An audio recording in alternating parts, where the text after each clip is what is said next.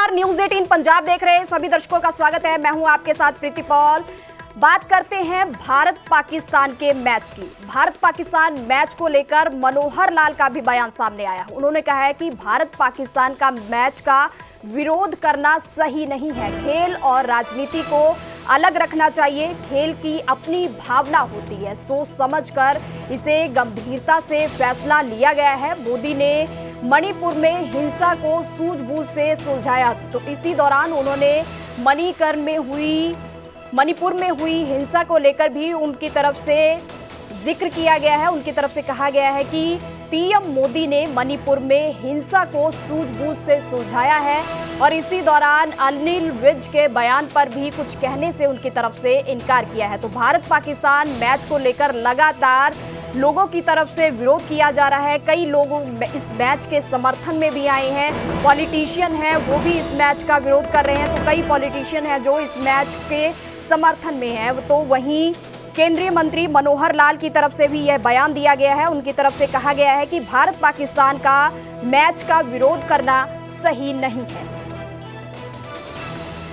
विश्व में खेल का अपना एक सिस्टम होता है, अपना एक अनुशासन होता है, अपना एक प्रोग्राम होता है। उस प्रोग्राम में हम हर किसी को डिस्करेज कर रहे हैं, और खास करके वो कोई खेल पाकिस्तान की धरती पर नहीं हो रहे, वो खेल दुबई में हो रहे हैं। और दुबई में अगर टीमें चलती हैं तो वो किसी देश की कोई टीम खेलती है तो खेल के प्रोत्साहन देने के लिए उसमें कोई आपत्ति नहीं है। कोई देश का इतना बड़ा इन्वॉल्वमेंट नहीं है कि सारा देश उसको लग पड़ा है। 11 खिलाड़ियों का टीम होती है, 11 इधर से होते हैं, 11 उधर से होते हैं। और खेल भावना, आखिर कोई दुश्मनी हमको परमानेंट स्थायी रूप से सारी उम्र के लिए बना के रखनी, ऐसा नहीं है। हमारी कुछ शर्तें हैं, उन शर्तों को मानते रहेंगे तो पड़ोसियों के साथ भी संबंध अच्छे बनाना कोई आपत्ति थोड़ी होती है। लेकिन शर्तें हमारी अपनी हैं कि आतंकवाद को बर्दाश्त नहीं किया जाएगा। अब आगे बढ़ते हैं और बात करते हैं करनाल की, जहां केंद्रीय मंत्री मनोहर लाल की तरफ से बैठक की गई है। कार्यकर्ताओं के साथ मनोहर लाल ने चर्चा की है। बाढ़ से कई राज्यों में भारी नुकसान हुआ है। हरियाणा में बाकी राज्यों की तुलना में कम नुकसान हुआ है। सरकार बाढ़ पीड़ितों के साथ खड़ी है। किसानों के नुकसान की सरकार की तरफ से भरपाई की जाएगी। तो मनोहर लाल की तरफ से यह बयान दिया गया है। बाढ़ को लेकर चर्चा की गई है, तो उनकी तरफ से कहा गया है कि कई राज्य हैं जहां पर भारी नुकसान हुआ है, पर हरियाणा में बाढ़ से कम नुकसान हुआ है। हर पार्टी, हर संस्था काम करती है, सब लोग काम कर रहे हैं, अच्छी बात है, मैं उनकी सराहना करता हूं। और जहां तक देश भर के अंदर अलग अलग प्रांतों में बाढ़ जो आई है, उसके अंदर बहुत ज्यादा जो प्रभावित प्रदेश है उसका स्वयं दौरा कहीं प्रधानमंत्री जी ने किया है, कहीं होम मिनिस्टर ने किया है, जम्मू कश्मीर, पंजाब, हिमाचल और इन सब स्थानों पर दौरा करके आए हैं। बाढ़ का नुकसान हरियाणा में भी हुआ है, लेकिन उन प्रदेशों की तुलना में उतना नहीं है। फिर भी इसकी सहायता जहाँ जहाँ किसानों का नुकसान हुआ है अथवा और कोई लॉस हुआ है, वो सरकार उसको पूरा करेगी। इस प्रकार का आश्वासन हमारे मुख्यमंत्री दे चुके हैं, हर बार करते हैं और बाकी प्रदेशों से ज्यादा करते हैं। इस बार भी प्रदेश की योजना में उनका पूरा सहयोग जो किया जाएगा। देखिए, संस्थाएं अपने आप में गाइडलाइंस चलाती रहती हैं। उनका उद्देश्य ये होता है कि प्रदूषण कम हो। तो पटाखों का विषय या तो प्रदूषण को लेकर के है, या कई बार रात के समय बहुत देर तक पटाखे चलाने से बच्चों की पढ़ाई नुकसान होती है। उसके लिए टाइमिंग तय किया जाता है कि इतने बजे के बाद न चलाया जाए। ये सब जो निर्णय है ये स्थानीय प्रशासन जो है वही लेता है। अब सुप्रीम कोर्ट ने किस संदर्भ में क्या कहा है मैं तो नहीं कह सकता, लेकिन व्यापारियों की चिंता अपने व्यापार को लेकर होती है। कुल मिलाकर के जो बड़ा हित होता है उसको ध्यान में रखा जाता है। बड़े हित के लिए एक कहावत है कि बड़े हित के लिए छोटे हित का भी त्याग करना पड़ता है। अब आगे बढ़ते हैं और बात करते हैं केंद्रीय राज्य मंत्री सतीश चंद्र दुबे की, जिनकी तरफ से कांग्रेस पर निशाना साधा गया है। कांग्रेस को समाप्त करने का बीड़ा राहुल की तरफ से उठाया गया। उनकी तरफ से कांग्रेस पर यह निशाना साधा गया है। उन्होंने कहा है कि खड़गे को कोई भी सीरियस नहीं लेता है। राहुल कांग्रेस को खत्म करके ही मानेंगे, तो केंद्र को किसानों की समस्या से अवगत कराएंगे। तो उनकी तरफ से यह बयान दिया गया है। 2 दिन के सिरसा दौरे पर हैं केंद्रीय राज्य मंत्री सतीश चंद्र दुबे, जिनकी तरफ से कांग्रेस पर निशाना साधा गया है। उनकी तरफ से कहा गया है कि राहुल की तरफ से कांग्रेस को समाप्त करने का बीड़ा उठाया गया है। तो वहीं खड़गे को लेकर भी उन्होंने कहा है कि खड़गे को कोई भी सीरियस नहीं लेता है। राहुल कांग्रेस को खत्म करके ही मानेंगे। कोई सीरियस नहीं लेता है। और शायद आपको याद होगा, आप इतिहास हमसे ज़्यादा पढ़े हैं, कि कांग्रेस पार्टी का निर्माण ही हुआ था देश को आज़ादी दिलाने के लिए, और गांधी जी ने कहा था कि जब जिस काम के लिए कांग्रेस की स्थापना हुई वो काम पूरा हो गया, कांग्रेस को ख़त्म करनी चाहिए। तो उस समय के तत्कालिक प्रधानमंत्री पंडित नेहरू जी ने कांग्रेस को समाप्त नहीं किया, लेकिन उस काम को पूरा करने के लिए राहुल जी कदम उठा लिए हैं, बीड़ा उठा लिए हैं। कांग्रेस को समाप्त करके ही मानेंगे। अब आगे बढ़ते हैं और बात करते हैं रोहतक की। तो रोहतक में सैनी एजुकेशन सोसाइटी स्थापना दिवस समारोह मनाया गया, जहां पर मुख्य अतिथि के रूप में सीएम नायब सैनी की तरफ से शिरकत की गई है। सीएम नायब सैनी ने स्कूल की आधारशिला रखी है। संस्था ने सीएम सैनी को मांग पत्र सौंपा है, जिसमें सीएम से संस्था का विकास करने में सहयोग मांगा गया है। तो सीएम ने निजी कोष से 51 लाख रुपए देने की घोषणा की है। तो रोहतक में सैनी एजुकेशन सोसाइटी स्थापना दिवस मनाया गया, जहां पर मुख्य अतिथि के रूप में सीएम नायब सैनी पहुंचे, तो वहां पर उनका स्वागत किया गया। सीएम सैनी की तरफ से स्कूल की आधारशिला भी रखी गई है। तो संस्था की तरफ से भी सीएम सैनी को मांग पत्र सौंपा गया है, जिसमें संस्था का विकास करने का मांग रखी गई है। तो उसमें सीएम ने अपने निजी कोष से 51 लाख रुपए दिए हैं।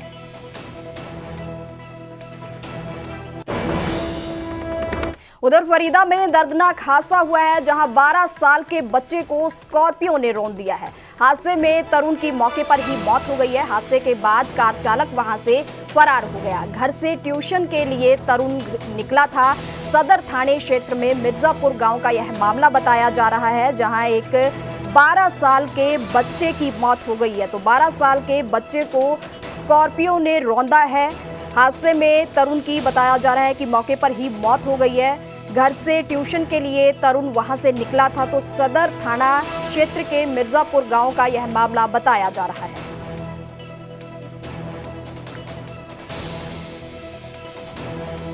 फरीदाबाद में दर्दनाक हादसा हुआ है, जहां एक स्कॉर्पियो कार की तरफ से 12 साल के बच्चे को कुचल दिया गया। 12 साल के बच्चे की वहीं पर मौत हो गई है। जानकारी के मुताबिक बताया गया है कि यह बच्चा घर से ट्यूशन के लिए निकला था, ट्यूशन जा रहा था। तो इसी दौरान स्कॉर्पियो कार ने इसे टक्कर मार दी और इसे रौंद दिया, जिसके बाद 12 साल बच्चे की मौत हो गई है। जब ट्यूशन के लिए जा रहा था तो सामने से ब्लैक कलर की स्कॉर्पियो आई है। उस पर जेड ब्लैक फ्लेम लगी हुई है और उसमें आगे फ्रंट में 2 बंदे दिखाई दिए हैं, लेकिन और कुछ नहीं। लेकिन उसने पहले टक्कर मारी है, उसके बाद उसको रौंदा है 2 बार और उस मौके वाला फिर वो फरार हो चुके हैं। हम उसको हॉस्पिटल ले गए। ये इसका सर्वोदय हॉस्पिटल, उसमें वहाँ भेजे, लेके गए थे तो उन्होंने डॉक्टर ने हाथ खड़े कर दिए। तो फरीदाबाद में यह दर्दनाक हादसा हुआ है, जहां 12 साल के बच्चे की मौत हो गई है। घर से ट्यूशन के लिए यह बच्चा 12 साल का बच्चा घर से ट्यूशन के लिए निकला था, पर इसी दौरान स्कॉर्पियो कार ने उसे टक्कर मारी। बताया जा रहा है हाईटेक सिटी गुरुग्राम की चकाचौंध पर आजकल गंदगी का दाग लग रहा है। सफाई व्यवस्था बिगड़ने पर शहर की किरकिरी हो रही है। निगम अधिकारियों के फील्ड में उतरने के साथ ही प्रदेश सरकार का फोकस भी गुरुग्राम पर है, लेकिन फिर भी शहर के हालात नहीं सुधर रहे। लगातार इमारतों के बीच गंदगी के ढेर लगे हुए हैं।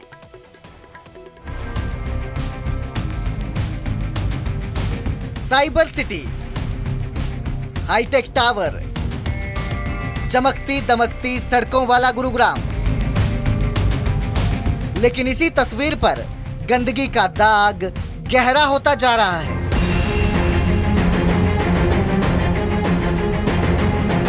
करोड़ों का बजट, दर्जनों एजेंसियां, सैकड़ों वाहन, फिर भी हालात ऐसे कि लोग सोशल मीडिया पर इसे कूड़ाग्राम कहने लगे हैं।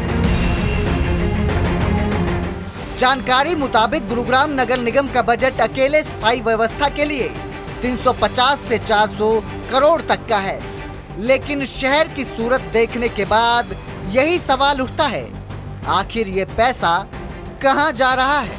न संसाधनों की कमी है, न मैन पावर की, लेकिन सच्चाई यही है कि शहर स्वच्छता सर्वेक्षण की टॉप 10 लिस्ट में भी जगह नहीं बना पाता।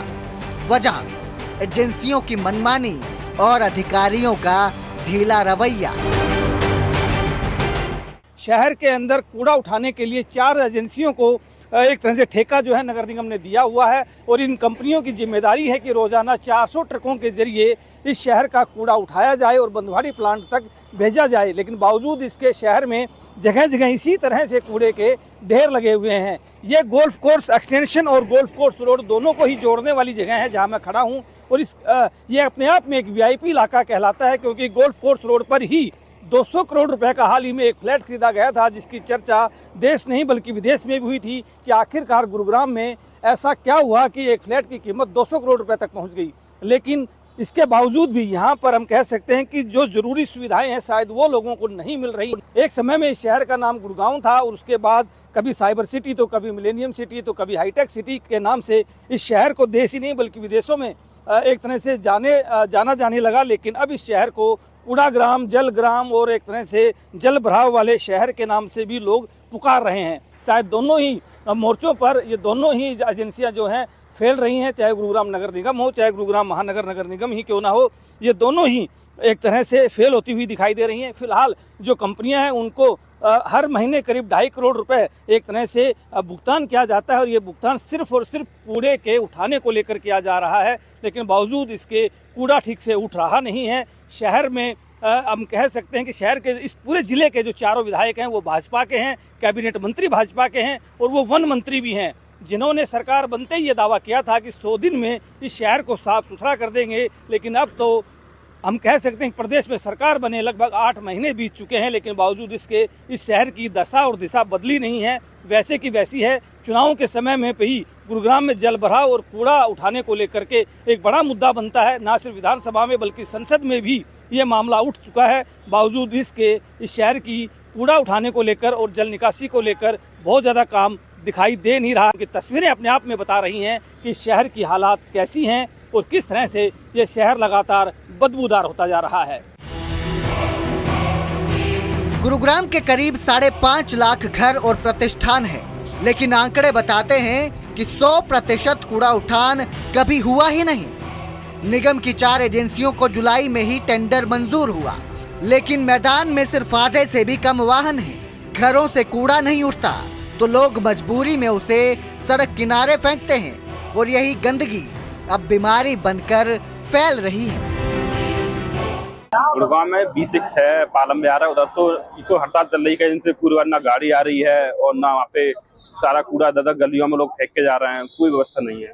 जल भराव के देखो गंदा पानी इतना है, मच्छर बहुत ज्यादा हो रहा है वहाँ पे, सरकार कोई भी एक्शन नहीं दे रही वहाँ पे। परिस्थिति इतनी बिगड़ चुकी है कि अब 50% घरों से भी नियमित कूड़ा नहीं उठ रहा। बंधवाड़ी लैंडफिल पर 13 लाख टन कूड़े का पहाड़ खड़ा है। शहर से रोजाना 1200 टन कूड़ा निकलता है। ऊपर से फरीदाबाद का 900 से या 1000 टन कूड़ा भी यहीं पहुंचता है। निस्तारण बंद है तो हालात का अंदाजा लगाया जा सकता है। देखिए, बात फ्रांस की महिला की नहीं है, बात गुड़गांव की है। आप देखिए, आज कूड़ों के एक बार फिर से अंबार लग चुके हैं। जिस तरीके से पहले फजीयत होने का काम हुआ था कि गुरुग्राम से कूड़ा ग्राम बन गया था, तो आज दोबारा से वही स्थिति गुरुग्राम की हो गई है। और जिस तरीके से फ्रांस की महिला ने ट्वीट किया, तो ये भी एक बड़ी शर्मनाक बात है। पुराना गुरुग्राम हो या नए सेक्टर, हर जगह गार्बेज पॉइंट्स की भरमार है। सोशल मीडिया पर विदेशी तक इस शहर को सुअर घर कह चुके हैं। गुरुग्राम की चमकती तस्वीर पर ये दाग विदेशी निवेशकों और कॉरपोरेट हब की पहचान तक को धुंधला कर रहा है। इतना ही नहीं, भारतीय सेना के पूर्व मेजर जनरल यशपाल सिंह ने भी वीडियो जारी कर शहर की दुर्दशा पर तंज कसा। जो अंबार है ये एक बदनुमा दाग की तरह है। बड़े बड़े दावे किए जाते हैं, करोड़ों रुपए का बजट सरकार पेश करती है, निगम पेश करता है, और उसके बावजूद हालात तस के मस। आप देखिए आज जिस तरीके से गुड़गांव के हर कोने के हालात है, आप रेलवे रोड में देखिए, आप मदनपुरी में देखिए, आप न्यू गुड़गांव में देखिए, आप राजीव चौक, आप एक भी ऐसी कॉलोनी और बताइए जहां पर कूड़ों की जो स्थिति जो है वो ठीक हो। दरअसल पिछले ही हफ्ते हुई बारिश ने मिलेनियम सिटी का सच उजागर कर दिया।